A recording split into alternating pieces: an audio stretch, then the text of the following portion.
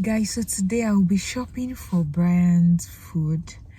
So Bryan will be 6 months in 3 days actually, but going by weeks. If we're going by weeks, it's actually already 6 months because it's already 24 weeks old. Yeah.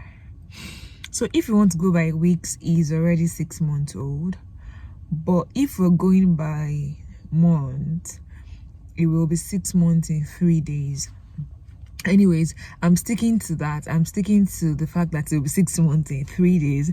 Is that is sticking to the fact that Bryan is already 6 months old. I mean, that's from last week, I think, because this is the 25th week and 25th week. Yeah, this is his 25th week. Anyway, so I'm currently at Tesco, and that's where I'll be shopping. I'm thinking of doing some shopping at Tesco and then doing some at Aldi, because truth be told, Aldi's prices are actually cheaper. Like, if you live in the UK, you probably know that already. So, but there's some things that you wouldn't get in Aldi, or there's some brands that you wouldn't get in Aldi. But I mean, Aldi sells cheaper stuffs. But I'll do some in Tesco and some in Aldi. Okay, so you guys know, basically when you want to win a child, it's basically fruit, vegetables and all of that. So I have a long list of the things I want to buy. It's so long. I have a feeling I won't spend less than £100 today. May God help me. I'm only spending money on Bryan. His dad is also always spending money on him. Like, Jesus Christ. You will never stop buying something for Bryan. There's always something to buy for him, even when he doesn't need that thing. But you can just tell we're excited to have him. So yeah, let me just quick. I think it's almost 5 o'clock. I think. Anyways, so let me quickly dash down. I'm already at the car park. Anyways, I'm already packed. Okay, let's go.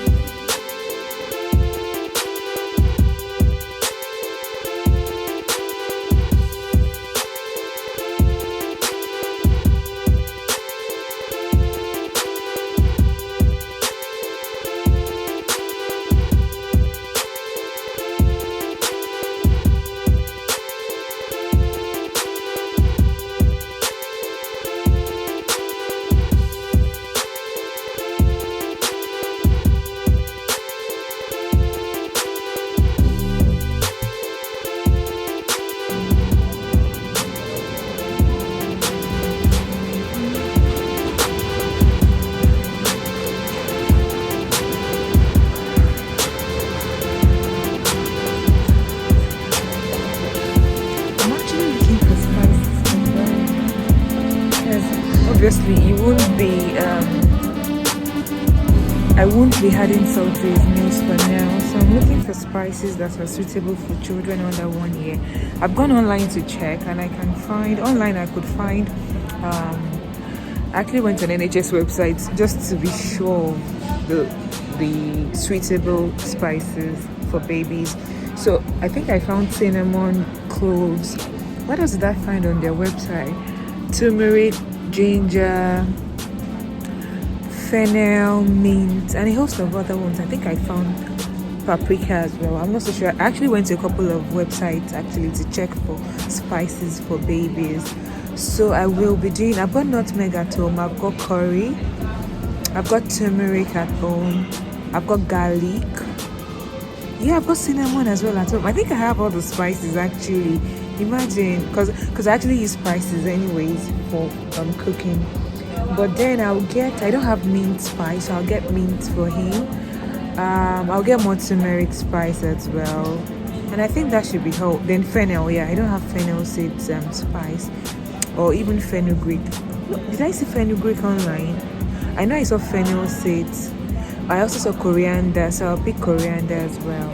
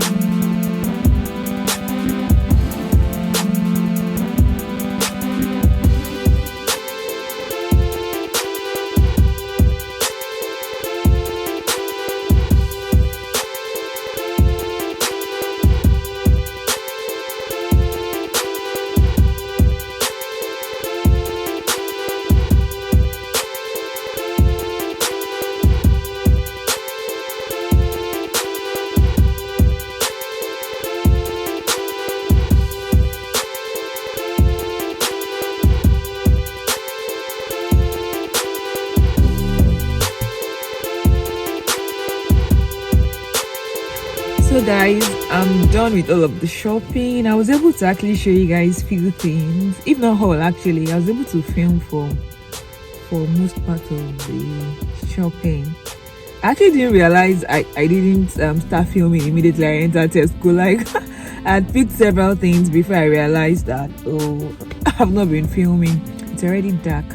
This is 5:42 p.m. I think I've spent about an hour shopping, and you guys already seen everything I shopped for. I shopped mostly for Bryan, and then I just got few household things.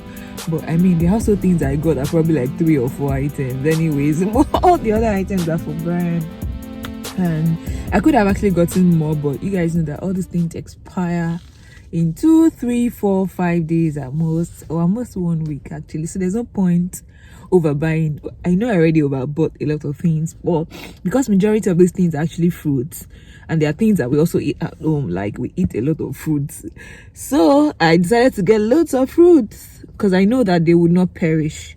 They are not things that would perish in the house. Like we would definitely eat them. So even if Bryan doesn't get to finish everything, which I know he won't, I mean, we will just be starting to wean him. It's not like he's already used to all this kind of foods. This boy is stuck to my breast. Like, guys, I actually exclusively breastfed this boy for 6 months, and breast has been the answer to all his problems. Like, if Bryan is cranky, just whip out your breast. Like, once I whip out that breast, it solves all the problems. It answers all his questions. Breast is like the key to Bryan's problems. So now that I'm starting to wean him, guys, I don't know what will be the key now. Like whenever he's cranky or whenever he's crying for no reason, even when he's obviously well fed, he's got dry diaper, like, you know, those things that make baby cry. When none of those things are actually like in the scenario and he's still crying, breast would always solve this problem. But now that I want to start winning him, what would be what will be the next step? Guys, if you actually exclusively breastfed your baby for 6 months, tell me, what do I do?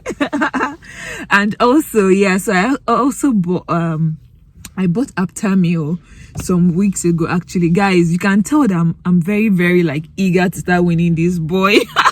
So I bought Aptamil Aptamil Advanced, which is for 6 to 12 months. I got that some weeks ago. So the plan is, besides introducing solids to him, the plan is also to introduce formula. You guys know that you should never stop milk for your baby.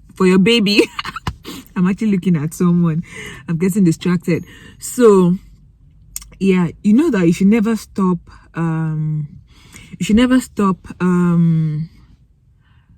milk. Yeah, you should never stop milk for your baby up until 1 year. And if we even want to go by WHO's recommendation, I think you're supposed to keep feeding them, whether breastfeeding or I think even breastfeeding is for up to 3 years, if I'm correct. I think 3 years actually, according to WHO's recommendation. But yeah, regardless of the recommendation, you shouldn't stop giving your baby milk until 1 year. I mean, for at least the first 1 year of life. So that milk could be your breast milk or formula. So I want to start introducing Bryan to formula. I mean, he's had only breast milk for 6 months. So I really want to. So for the next 6 months now, up until 1 year, I want to do combo feeding or combination feeding, as some call it, which means breast milk plus formula and of course solids, so that it won't be totally dependent on this breast of mine. This breast needs to be free. Jesus Christ. They've suffered in the hands of Bryan.